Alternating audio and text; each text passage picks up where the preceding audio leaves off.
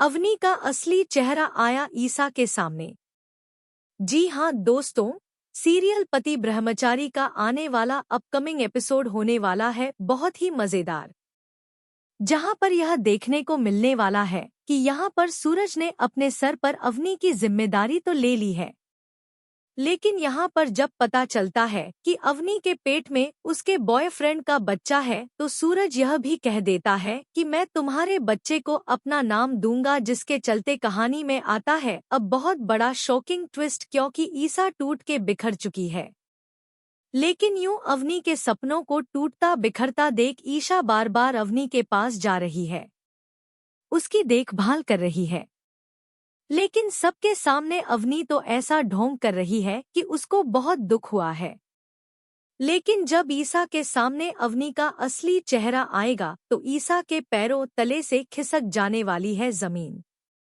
जी हाँ दोस्तों, क्योंकि यहाँ पर जो ईसा है जब वो जाती है कमरे में तभी यहाँ पर अवनी जो है वो यहाँ पर किसी से कॉल पर बात कर रही होती है और काफी ज्यादा खुश हो रही होती है और बाहर से मंगवाया हुआ खाना भी खा रही होती है। यह देखकर ईसा के पैरों तले से खिसक जाती है जमीन, क्योंकि यहाँ पर अवनी के बॉयफ्रेंड को मरे हुए एक दिन भी नहीं हुआ और यह अवनी तो यहाँ पर बाहर से खाना मंगवा कर खा है। इतनी चिल क्यों लग रही है? जब अवनी का असली चेहरा आएगा सामने तो ईसा के पैरों तले से खिस जाने वाली है जमीन। लेकिन दोस्तों यहाँ पर अवनी जो है वो सिर्फ और सिर्फ सूरज और ईशा को अलग करने के लिए और क्या सूरज को अपना बनाने के लिए उसने यह खेल खेला है। क्या उसके पति को मरवाने में भी अवनी का हाथ था? वह देखना काफी दिलचस्प होने वाला है। दादा भाई आए ईशा के करीब। जी हाँ दोस्तों, सीरियल पति ब्रह्मचारी के आने वाले अपकमिंग ट्रैक में यह देखने को मिलने वाला है कि अब यहाँ पर सब कुछ भुलाकर दादा भाई यह फैसला कर लेते हैं कि अब वह अपने ब्रह्मचारी होने का व्रत तोड़ देंगे, क्योंकि फाइनली ईशा तो आईपीएस बन चुकी है और ईशा और सूरज के बीच में दूरियां बढ़ती ही जा रही हैं, जिसकी वजह से दादा भाई यह फैसला कर लेते हैं कि अब वो ईशा जी को उसकी पत्नी होने का अधिकार देंगे। उसे बिना बताए वो अपने ब्रह्मचारी होने का व्रत तोड़ देंगे, जिसकी वजह से अब दादा भाई जब ईशा अपने रूम में काम कर रही होती है तब पीछे से आकर पहली बार ईशा को गले से लगा लेते हैं। यहाँ पर अब वो ईशा के साथ अपनी जिंदगी की एक नई शुरुआत करने जा रहे हैं, जहाँ पर ईशा जी ने अभी तक दादा भाई को एक्सेप्ट नहीं किया है। लेकिन यहाँ पर फिर भी दादा भाई को पता है कि ईशा जी उससे दूर नहीं रह सकती हैं, जिसकी वजह से यहाँ पर अब वह फैसला कर लेते हैं कि अगर वह ऐसा करेंगे और अपना ब्रह्मचर्य व्रत तोड़ेंगे तभी ईशा को एहसास हो जाएगा कि मैं कभी कुछ गलत नहीं कर रहा हूँ, जिसके चलते यहाँ पर फाइनली सूरज अपना ब्रह्मचर्य व्रत तोड़ देगा और ईशा के करीब आने वाला है, उसके करीब जाने की कोशिश करने वाला है। लेकिन दोस्तों, क्या ईशा दादा भाई को अपने करीब आने देंगी?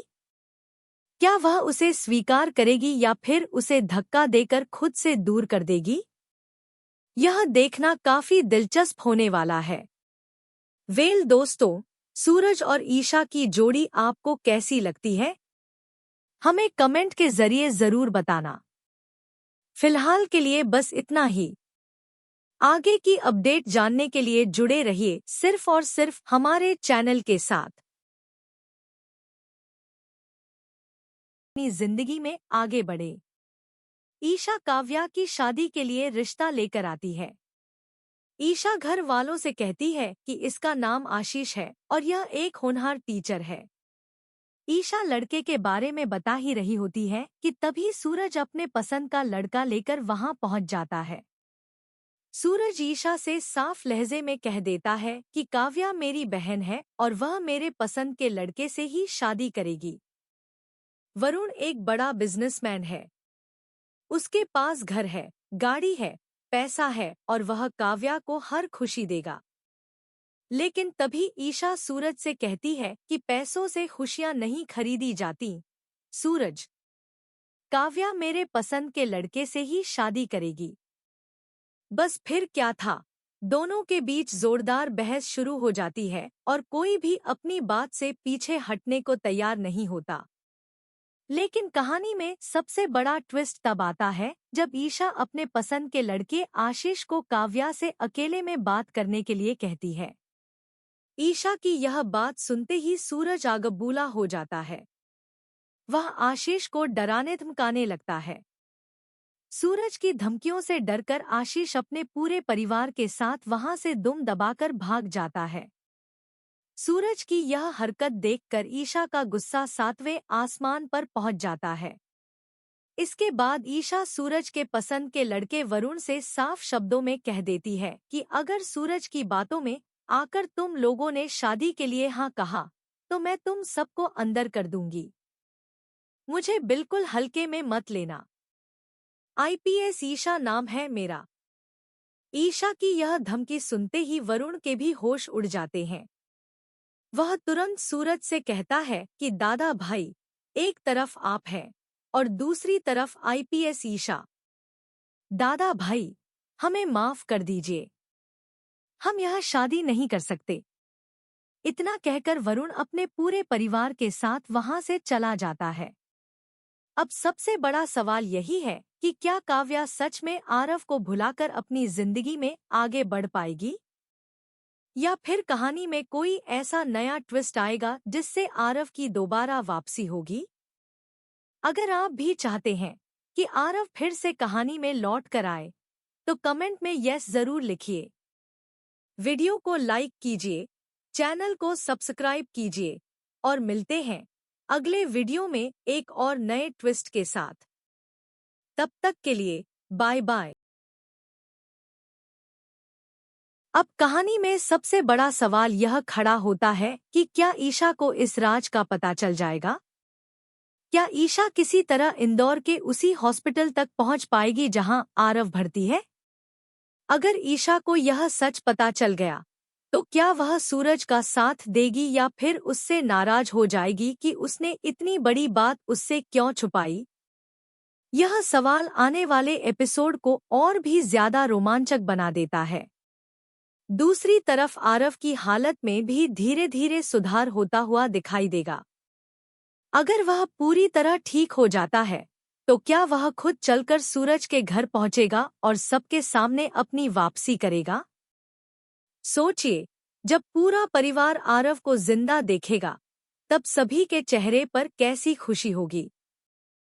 वहीं काव्या के लिए वह पल किसी चमत्कार से कम नहीं होगा, क्योंकि जिसे वह हमेशा के लिए खो चुकी थी वही इंसान उसके सामने जिंदा खड़ा होगा। इसी बीच कहानी का दूसरा बड़ा मोड़ भी देखने को मिलने वाला है। ईशा अब दादा भाई के खिलाफ बड़ा कदम उठाने वाली है। वह उन्हें गिरफ्तार करने की पूरी तैयारी कर चुकी है। लेकिन इसी दौरान सूरज भी ईशा के सामने एक ऐसा सच रखने वाला है जो पूरी कहानी की दिशा बदल देगा। सूरज आखिरकार ईशा को बता देगा कि असली दादा भाई कौन है और अब तक पर्दे के पीछे कौन सारे खेल खेल रहा था। अब देखने वाली बात यह होगी कि जब ईशा को एक साथ इतने बड़े बड़े सच पता चलेंगे तब वह क्या फैसला लेगी। क्या वह सूरज की मजबूरी को समझ पाएगी? क्या दोनों मिलकर मंत्री जी और बाकी अपराधियों के खिलाफ सबूत जुटाएंगे, या फिर इन दोनों के रिश्ते में गलतफहमियां पैदा हो जाएंगी? इन सभी सवालों के जवाब आने वाले एपिसोड में मिलने वाले हैं। एक तरफ आरव के जिंदा होने का सबसे बड़ा रहस्य, दूसरी तरफ दादा भाई की सच्चाई और तीसरी तरफ मंत्री जी की गिरफ्तारी की तैयारी।